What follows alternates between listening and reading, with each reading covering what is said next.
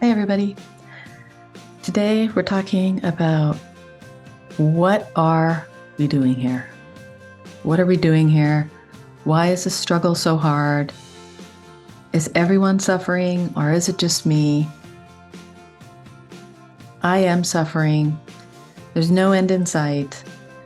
I tell myself to get it together, and maybe I can for a little while, but then it just keeps reverting back to the feeling of being lost.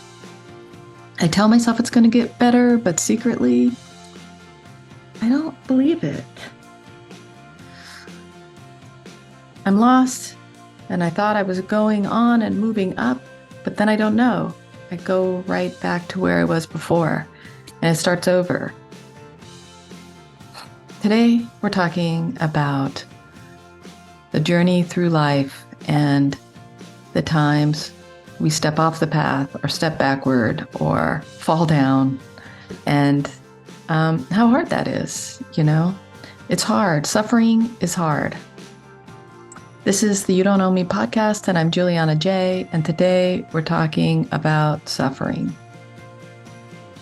So, in the Buddhist tradition, suffering is a topic, the Four Noble Truths. To really, really simplify it here, I'm by no means giving a lesson on this or anything.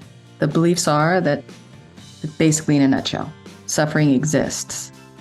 The cause of suffering is desires or wants or greed or, looking at other people's life and wanting more, thinking your life doesn't measure up, comparison, etc.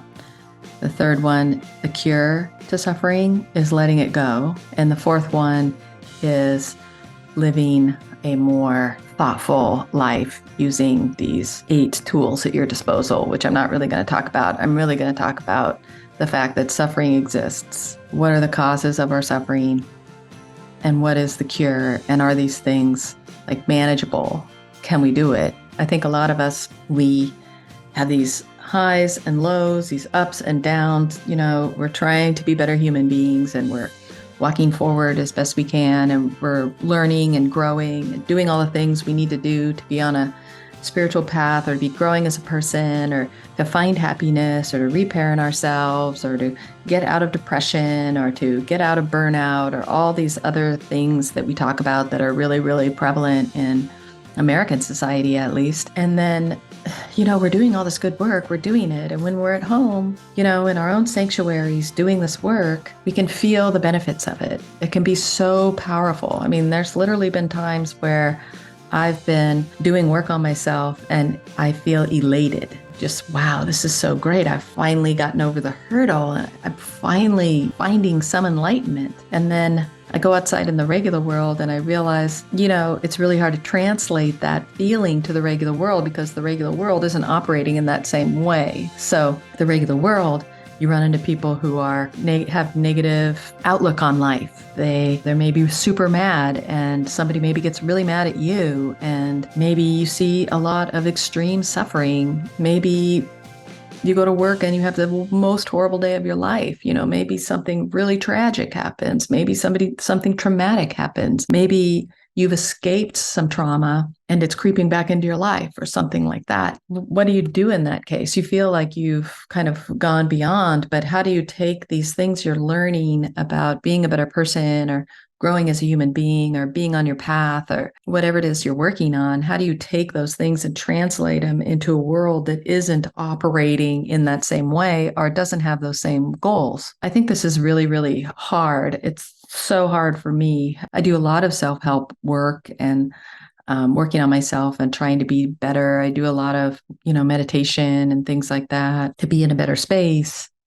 And oftentimes I feel like, woohoo, I've broken through. And I feel like I really have in some ways. Like there are some things that I have gotten over really by allowing those things to sink down into my body rather than be only in my mind. And I've talked about that in past podcasts, in that you can forgive in your mind. You can be a better person in your mind. You can rationalize out things that have happened to you in your mind. But if you don't let it live in the rest of you, you really haven't overcome anything. And I think that's a really big key to it. But I also think that life is about bringing you back to spaces you once lived in and presenting it to you over and over again. I think there is some truth to the fact that life presents something to you over and over and over again until you learn what there is to learn about it. But I still think it comes back. It just comes back in a different way that maybe isn't so heavy or so obvious, but it's still there. It's something that kind of shaped you and who you are today, and how do you reconcile that with who you are? I think that's something we all struggle with and we are really hard on ourselves about because we think the trajectory has to be this steady uprising of self, and one day you're going to get to this space of total enlightenment or, whatever it is, you're going to get to the space of perfection, which doesn't exist, but you don't realize that the trajectory is really like that. It's up, it's down. You're even like, you're back to where you start again, you're way lower than you thought you would.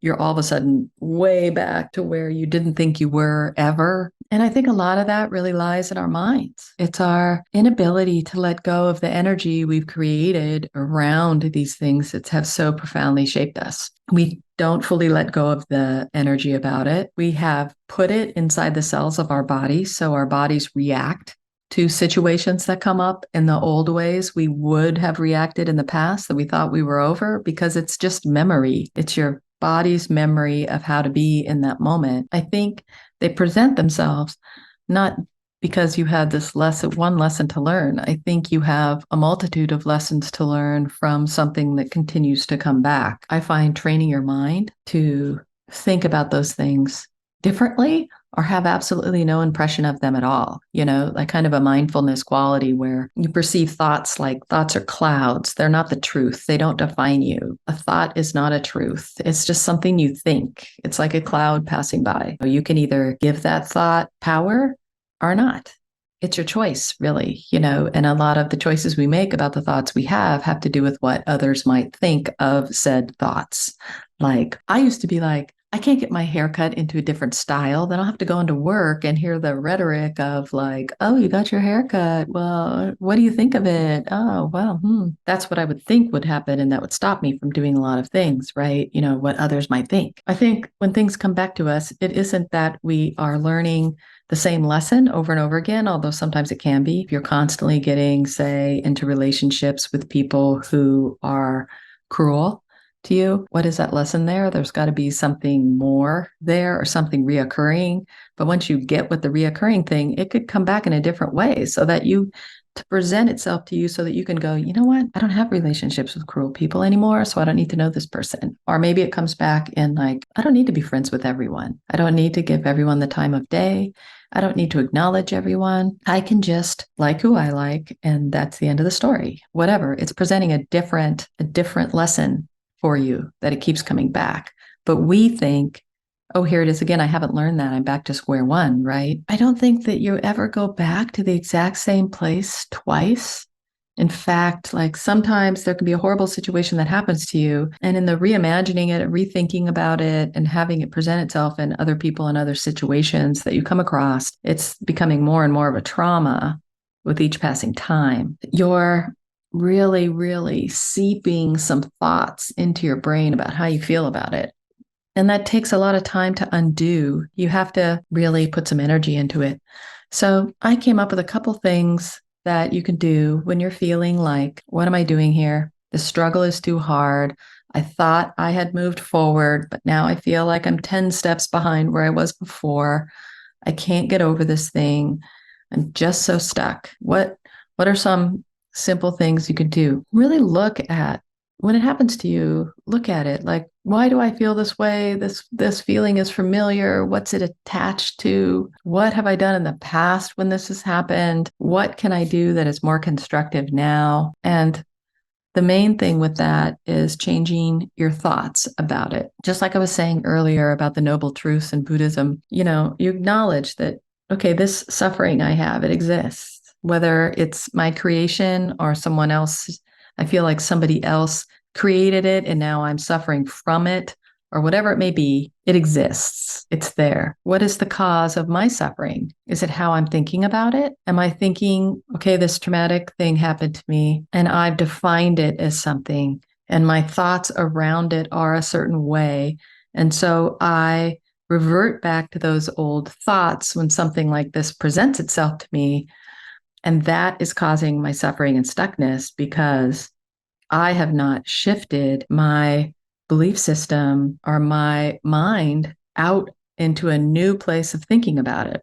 So I need to be cognizant of changing that belief system, of recognizing that when I see it, and then saying I could think differently about that. I don't have to think of this in a threatening way or attach these old emotional pathways to it because I've lived with that trauma for so long. These emotional pathways are very, very deep, but I can get out of those trenches and start new pathways and new ways of thinking, but I don't realize I need to do that or that I'm even connecting those dots and thinking about them in the same way unless I'm being really mindful. And one of the things about being really mindful about these incidences is you have to really go to a place where you're analyzing yourself. Is it this outside circumstance that is causing me this suffering, or is it my response to it that's causing the suffering? What are some other ways I could respond? And what would that look like? So that's another thing. Thinking about the situation that's causing you a lot of pain and agony and suffering, and think to yourself, what are some other ways I could interact with this situation? What are all of them? Even the ones you wouldn't want to do, like say you have a friend who's really causing a lot of trauma in the group. They're really volatile or something. They're really mad right now. And you're responding to it in this fight or flight kind of response that is incredibly tiring. And then you're feeling like the struggle is too hard because I'm constantly caught in this fight or flight kind of way of being because I'm just responding to the person's anger. Instead, what are some other ways I could respond to that? I could respond to that. Maybe I could not respond to it at all and be insensitive. Well, maybe I don't want to go that far because this is a friend of mine and I don't want to be an insensitive person. So maybe I could talk about it together or something else, create a new pathway for that conversation to occur, and then practice that. Practice it and practice it and practice it, and recognize when the thing comes up again that puts you in depths of despair, that what are all the ways I can react to this situation and how can I make it different for me this time around so that I'm not being so affected by it, but I can still be a kind and compassionate person. So that's kind of what I wanted to talk to you about today, in that there is suffering. It will come and go and come back. You'll step forward and you'll step back. You'll be on your path and then you won't. You will have an amazing breakthrough in the sanctuary of your own home, and then you'll go out into the real world, and by the end of the day, you'll feel drained again. It'll happen. But things you can do to stop it are recognizing it, analyze it, look for connections, imagine all the ways you can respond to it, and pick a different way, a new way, and then do that way. And remember that. And when it comes around again, notice it and do the same. Do the same every time it comes back to you, like what could I do here that would be different? What do I want out of this situation? What do I hope to happen? What are all the ways I can respond to it? What is something new I haven't thought of yet about it? And I'm going to change my pathways by carrying it out, by doing it, not just thinking, but physically doing it. And see if that changes. See if it makes a difference. It makes a difference for me profoundly. And then I journal about it just so I can write about it, because sometimes you never know how you think about something until you talk to other people or you journal about it. And then the most craziest things come out of your pen or, your fingers while you're typing or your mouth while you're talking. They're things that your mind is processing, but in a way that you haven't seen it go by yet. It hasn't registered. So do that and see what happens. And until then, know that I love you and I support you, and we're all in this together. We're all in this together. So take care. Love you.